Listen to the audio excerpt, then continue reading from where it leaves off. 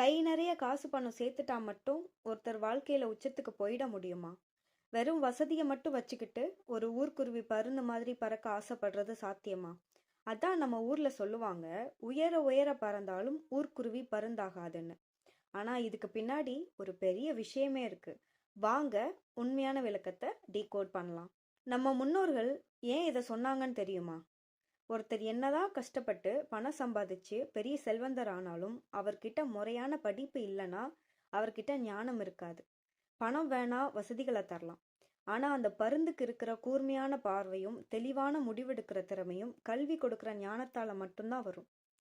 கல்வி இல்லாத செல்வம் அஸ்திவாரம் இல்லாத கோபுரம் மாதிரி தான். அந்த பருந்து மாதிரி ஒரு மரியாதையான இடத்துல உட்காரணும்னா கல்வி கொடுக்கிற அந்த அறிவு கண்டிப்பா வேணும். அதனால பணத்தை தேடி ஓடுற அதே வேகத்துல ஞானத்தை தேடி ஓடுங்க. ஏன்னா ஞானம் இருந்தா நீங்க நினைக்கிற உயரத்துக்கு பறக்கலாம். பழமொழிகள் புரிந்தால்தான் அழகு.